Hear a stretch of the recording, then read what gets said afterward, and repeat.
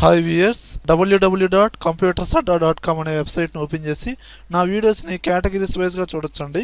Daily and weekly quiz జరుగుతుంది. అలానే computer కోర్సుకి సంబంధించిన ఈచ్ అండ్ ఎవ్రీ సాఫ్ట్వేర్, దానికి సంబంధించిన షార్ట్ కట్స్ ఫ్రీగా డౌన్లోడ్ చేసుకోండి. తెలుగు కంప్యూటర్స్ అడ్డా అనే యూట్యూబ్ ఛానల్ని సబ్స్క్రైబ్ చేసుకోండి.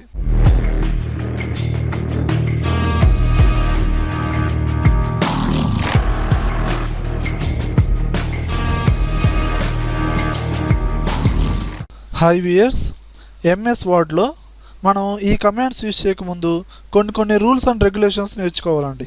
అవి ఏంటి అనేది జనరల్గా నేర్చుకుందాం. ఎందుకంటే ఎంఎస్ వర్డ్ అనేది జనరల్గా ఒక గవర్నమెంట్ ఆఫీసుల్లో కావచ్చు, ఎక్కడైనా కావచ్చు, కామన్గా యూజ్ చేసేవి. అంటే ఏంది, దానిలో టైప్ చేసే ప్రతి మ్యాటరు కొంచెం అఫీషియల్గా ఉండాలి. మనం ఎలా పెడితే అలా టైప్ చేయకూడదు. ఓకేనా? ఆ రూల్స్ ఏంటి, ఆ రెగ్యులేషన్స్ ఏంటి అనేది ఇప్పుడు చూద్దాం. ఓకేనా? మనం ప్రీవియస్ క్లాస్లో యూజర్ ఇంటర్ఫేస్ గురించి నేర్చుకున్నాం. ఓకేనా? ఇప్పుడు చూడండి, వీటిని ఆల్రెడీ చెప్పాం. హోమ్, ఇన్సర్ట్, డిజైను, లేఅవుట్, వీటిని ట్యాబ్స్ అంటారని చెప్పాను. ఈ ట్యాబ్స్ మీద ఏ ట్యాబ్ అయినా కావచ్చు, ఇన్సర్ట్ కావచ్చు, డిజైన్ కావచ్చు, లేఅవుట్ కావచ్చు, వీటి మీద డబుల్ క్లిక్ చేయండి. ఆటోమేటిక్గా ఏమవుతున్నాయి, రిబ్బన్ మొత్తం హైడ్ అయిపోతుంది. ఓకేనా? అంటే కింద ఆప్షన్స్ మొత్తం హైడ్ అయిపోతున్నాయి. మళ్ళీ అవి డిస్ప్లే అవ్వాలంటే మీరు దీని మీద డబుల్ క్లిక్ చేయండి. దేని మీదైనా పర్లేదు, దాని మీద డబుల్ క్లిక్ చేయండి, ఆటోమేటిక్గా మళ్ళీ డిస్ప్లే అవుతాయండి. ఓకేనా? అండ్ వీటిని ఏమంటారు, ఆల్రెడీ ట్యాబ్స్ అంటారు. ఓకేనా? అండ్ ప్రతి ట్యాబ్లో మనకి గ్రూప్స్ ఉంటాయి. చూడండి, డిజైన్ కొట్టంగా ఆటోమేటిక్గా మనకి గ్రూప్స్ అంటే ఇది కమాండ్స్ అనేవి మారిపోతున్నాయి. లేఅవుట్ కొట్టంగా ఆటోమేటిక్గా మారిపోతున్నాయి. ఇలా మనకి హోము, ఇన్సర్ట్, డిజైను, ఇలా ప్రతి దాంట్లో గ్రూప్స్ ఉంటాయి. గ్రూప్స్లో ప్రతి దాంట్లో కమాండ్స్ అనేవి నార్మల్గానే ఉంటాయి. ఓకేనా? వీటిని ఏమంటారు, రూలర్స్ అంటారు. ఓకేనా? Horizontal ruler, vertical ruler. ఓకేనా? ఈ రూలర్స్ వల్ల కూడా చాలా యూజ్ ఉందండి. అండ్ ఇదంతా వర్క్ ఏరియా అండి. ఈ బ్లింక్ అవుతుంది చూసారు కదా, ఇది ఇన్సర్షన్ పాయింట్ అంటారు. ఓకేనా? ఇన్సర్షన్ పాయింట్ అంటారు. అండ్ ఇది జూమ్ లెవెల్, ఇది ఆల్రెడీ మనం చెప్పుకున్నాము.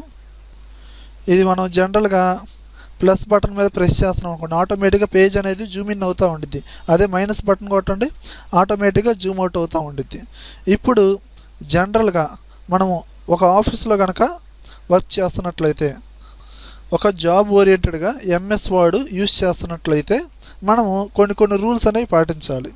అవి ఏంటంటే, ఇప్పుడు జస్ట్ ఫర్ ఎగ్జాంపుల్ మన ఫ్రెండ్ ఏదో ఫోన్ నెంబర్ రాయాలనుకోండి, ఏదో చిన్న స్లిప్ తీసుకుంటాం, రాసేసుకుంటాం. అలాగే ఒక గవర్నమెంట్ ఆఫీస్కి లెటర్ రాయాలనుకోండి, ఎలా పెడితే అలా ఒక పేపర్ తీసుకొని రాసేయకూడదండి. కొన్ని రూల్స్ పాటించాలి. అవేంటి అనేది ఇప్పుడు చూద్దాం. అంటే ఏంది, మెయిన్ ఎంఎస్ ఆఫీస్లో మనం ఒక డాక్యుమెంట్ అంటే ఒక లెటర్, ఒక రెజ్యూమ్ ఎలాంటిదైనా సరే ప్రిపేర్ చేయాలి అంటే మనం కొన్ని రూల్స్ పాటించాలి. అదేందో చూడండి వ్యూయర్స్. ఫస్ట్ వన్ వచ్చి మనం పేపర్ సైజ్ వచ్చి A4 తీసుకోవాలి. మనకి బయట జిరాక్స్ షాపులో ఏదైనా కామన్గా దొరికేది A4 అని అండి, అందువల్ల A4 తీసుకోవాలి. అండ్ ఫాంట్ స్టైల్ వచ్చి టైమ్స్ న్యూ రోమన్ తీసుకోవాలి. Times new Romans. ఇదేంటంటే ఫాంట్ స్టైల్స్ మనకు డిఫరెంట్గా ఉంటాయండి. కర్ఫ్యూ రేటింగ్స్ చాలా ఉంటాయి. ఎలా పడితే అలా మనం ఇస్తే వాళ్ళు ఊరుకోరు. ఓకేనండి? కొంచెం అఫీషియల్గా ఉండాలంటే టైమ్స్ న్యూ రోమన్స్ అనే ఫాంట్ స్టైల్ యూజ్ చేయాలి. అండ్ ఫాంట్ సైజు, ఎందుకంటే ఒక డాక్యుమెంట్ చేసేటప్పుడు హెడ్డింగ్ పెడతాము, మెయిన్ హెడ్డింగ్ అని, సబ్ హెడ్డింగ్ అని, ఇలా నార్మల్ డేటాస్ అని చాలా ఉంటాయండి.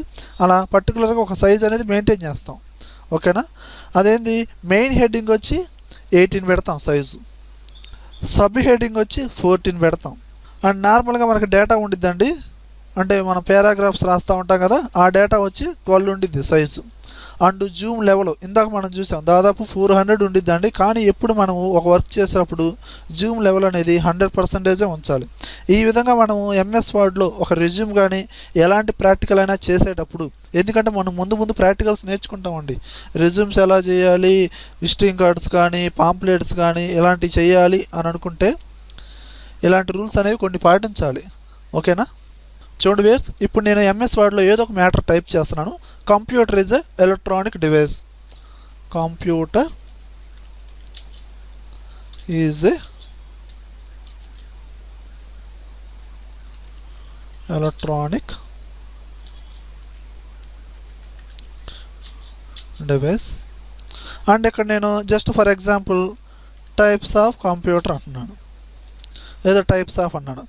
ఇక్కడ అబ్జర్వ్ చేయండి, ఇక్కడ ఆటోమేటిక్ ఏమైంది, ఇక్కడ మనకి అండర్లైన్స్ వచ్చినాయి. ఏది ఎలక్ట్రానిక్ కింద వచ్చింది అండర్లైన్, డివైస్ కింద వచ్చింది. ఈ డివైస్ కింద బ్లూ కలర్లో వచ్చింది, ఎలక్ట్రానిక్ కింద రెడ్ కలర్లో వచ్చింది. ఈ ఏంటంటే పర్టికులర్గా మనం అండర్లైన్ మెన్షన్ చేయలేదండి. ఏంటంటే రెడ్ కలర్లో వస్తే అది స్పెల్లింగ్ మిస్టేక్ అండి. ఇలా బ్లూ కలర్లో వచ్చింది చూసారు కదా, ఇది గ్రామర్ మిస్టేక్ అండి.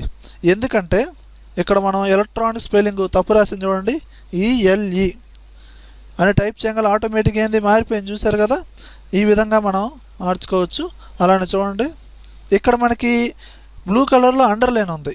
ఎందుకంటే చూడండి ఈ డివైస్ తర్వాత ఫుల్ స్టాప్ పెట్టాం. ఏంది ఈకి స్పేస్ ఇచ్చి ఫుల్ స్టాప్ పెట్టామండి. ఇలా ఫుల్ స్టాప్ ఉండకూడదండి, కొంచెం ఈ తర్వాతే ఎగ్జాక్ట్గా ఉండాలి ఫుల్ స్టాప్ అనేది. ఓకేనండి. అండ్ స్టార్టింగ్ లెటర్ మన క్యాపిటల్ లెటర్ పెట్టకపోయినా, ఫుల్ స్టాప్ తర్వాత మళ్ళీ క్యాపిటల్ లెటర్ పెట్టకపోయినా ఆటోమేటిక్గా మనకి ఏంటండి బ్లూ కలర్లో అండర్లైన్ చూపించింది. అంటే ఏంది అది గ్రామర్ మిస్టేక్ కింద వచ్చిందండి. ఓకేనా. ఏదైనా స్పెల్లింగ్ మిస్టేక్ రాసామనుకోండి ఇలా రెడ్ కలర్లో, ఇప్పుడు నేను కంప్యూటర్ స్పెల్లింగ్ తప్పు రాస్తున్నాను, పి అనేది తీసేస్తున్నాను, ఆటోమేటిక్గా ఏం చూపిస్తుందండి రెడ్ కలర్లో ఇలా చూపిస్తుందండి. ఓకేనా. ఈ విధంగా అబ్జర్వ్ చేసుకోవచ్చు. అండ్ ఇంకా ఏంటంటే వరల్డ్ వైడ్గా యూజ్ చేసే వాటిని ఏమన్నా స్పెల్లింగ్ మిస్టేక్లు రాస్తే ఆటోమేటిక్గా రెడ్ కలర్లో చూపించింది. చూడండి వ్యూయర్స్, ఇప్పుడు నా పేరు దుర్గా ప్రసాద్.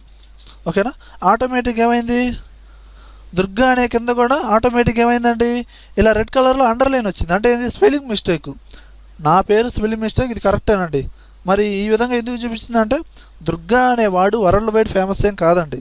అంటే ఏంది వరల్డ్ వైడ్గా యూజ్ చేసే వర్డ్స్ ఏమైనా స్పెల్లింగ్ మిస్టేక్ ఉంటే ఇలా అండర్లైన్లో చూపించిందండి. ఏది రెడ్ కలర్లో.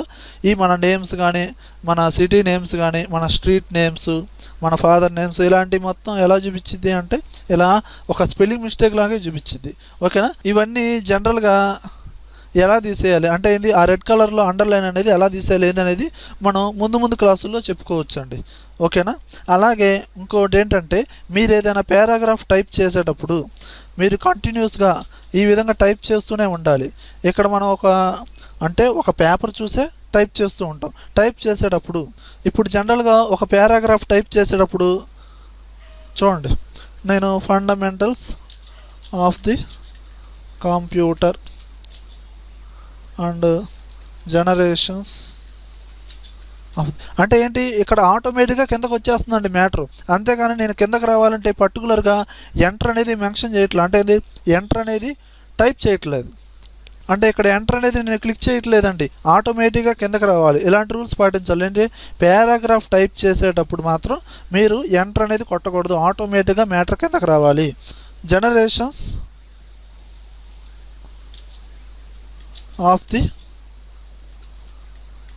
కంప్యూటర్ ఇలా టైప్ చేసి ఫుల్ స్టాప్ పెట్టానండి. ఫుల్ స్టాప్ పెట్టిన తర్వాత మళ్ళీ కంటిన్యూస్గా మీరు టైప్ చేయకూడదు. ఎందుకంటే కంప్యూటర్ ఫుల్ స్టాప్ టైప్స్ అనేది మొత్తం ఒకే వర్డ్గా తీసుకునిద్ది. ఫుల్ స్టాప్ తర్వాత మీరు ఏం చేస్తారంటే స్పేస్ అనేది ఇచ్చుకోవాలి, అప్పుడే మనకి డిఫరెంట్గా ఉంటుంది. ఫుల్ స్టాప్ తర్వాత మీనే వర్డ్ స్టార్టింగ్ క్యాపిటల్ లెటర్లో పెట్టుకోవాలి. ఓకేనండి. ఒక్కోసారి దానికి అంతటా అదే తీసేసుకునేది, ఒక్కోసారి తీసుకోదండి, మనం టైప్ చేసుకోవాలి. ఓకేనండి. కానీ స్టార్టింగ్ టైప్ చేసే వర్డ్ మాత్రం 100% స్టార్టింగ్ మనం స్మాల్ లెటర్ ఇచ్చిన ఆటోమేటిక్గా క్యాపిటల్ లెటర్గా తీసేసుకునిద్దండి. ఓకేనా. ఈ విధంగా కొన్ని రూల్స్ అండ్ రెగ్యులేషన్స్ పాటించాలి. అలాగే ఏంటంటే ఇప్పుడు జనరల్గా మనం నోట్స్లో మార్జిన్స్ అనేవి కొట్టుకుంటాం. ఎలా కొడతాం, లెఫ్ట్ సైడ్ కొడతాం, కొందరు రైట్ సైడ్ కొడతారు, టాప్లో కొడతారు, బాటంలో కొడతారు. అలాగే ఇక్కడ చూడండి మనకి హారిజాంటల్ రూలర్. ఓకేనా. పేజ్ అనేది ఇక్కడి నుంచి ఇక్కడ దాకా ఉందండి. ఓకేనా. పేజ్ అనేది ఇక్కడి నుంచి ఇక్కడ దాకా ఉంది. ఓకేనా. కానీ మనకి ఈ వైట్నెస్ అనేది ఎక్కడి నుంచి ఎక్కడ ఉందో చూడండి, వైట్ కలర్ అనేది ఇదిగోండి ఈ విధంగా ఉంది. అంటే ఏంది మీరు లెఫ్ట్ సైడ్ ఇక్కడి నుంచి మార్జిన్ బిగిన్ చేశారు. చూడండి ఇక్కడ నేను పర్టికులర్గా ఇక్కడ ప్రెస్ చేస్తున్నాను, ప్రెస్ చేయగల లైన్ లాగా వచ్చేసింది చూడండి. అంటే ఇది లెఫ్ట్ సైడ్ మార్జిన్ ఎంతవరకు పెట్టుకున్నాను. ఓకేనా. అలానే రైట్ సైడ్ చూడండి, అంటే ఇక్కడ వైట్ కలరు, ఇక్కడ గ్రే కలరు, మధ్యలో ప్రెస్ చేయండి, అంటే రైట్ సైడ్ మార్జిన్ ఎంతవరకు పెట్టుకున్నారు. అలానే టాప్లో చూడండి, ఇప్పుడు ఈ గ్రే కలర్కి వైట్ కలర్కి మధ్యలో తీసుకెళ్ళండి. యారో మార్క్ వచ్చిందా రాలేదా, డబల్ యారో మార్కు, దీన్ని ప్రెస్ చేయండి, టాప్లో మార్జిన్ అలా పెట్టుకున్నారు. అలాగే బాటంలో కూడా మార్జిన్ అలా పెట్టుకున్నారండి. ఓకేనా. మనం వన్స్ ఒకసారి నోట్స్లో మార్జిన్స్ గీసుకున్న తర్వాత అడ్జస్ట్ చేయడానికి కుదరదండి, కానీ ఇక్కడ మనం అడ్జస్ట్ చేసుకోవచ్చు. ఎలా అంటే చూడండి, ఇప్పుడు దీన్ని ఇలా ప్రెస్ చేసి ఏది లెఫ్ట్ మార్జిన్ ఈ విధంగా డ్రాగ్ చేస్తున్నా, అడ్జస్ట్ అవుతుందా లేదా. ఇంక్రీజ్ చేసుకోవాలంటే ఇంక్రీజ్ చేసుకోవచ్చు, డిక్రీజ్ కావాలంటే డిక్రీజ్ చేసుకోవచ్చు. ఇదిగోండి చూడండి, నేను ఇటు కూడా ఇంక్రీజ్ చేసుకుంటున్నాను లేదా డిక్రీజ్ చేస్తున్నా. అలా టాప్లో కూడా దీన్ని ఇలా ప్రెస్ చేసి లెఫ్ట్ క్లిక్తో ఇలా డ్రాగ్ చేయండి, ఇలా మూవ్ చేసుకోవచ్చు. టైప్ చేయకముందు చేయొచ్చు, టైప్ చేసిన తర్వాత చేయొచ్చు, ఎలాగైనా చేయొచ్చు. ఈ విధంగా కొన్ని రూల్స్ అనేవి పాటించాలి. ఓకే వ్యూయర్స్, నా వీడియో కనుక నచ్చినట్లయితే లైక్ బటన్ ప్రెస్ చేయండి, యూట్యూబ్ ఛానల్ని సబ్స్క్రైబ్ చేయండి, ఫేస్బుక్లోను, గూగుల్ ప్లస్లోను, ట్విట్టర్లోను నా వీడియోని షేర్ చేయండి. Thank you very much.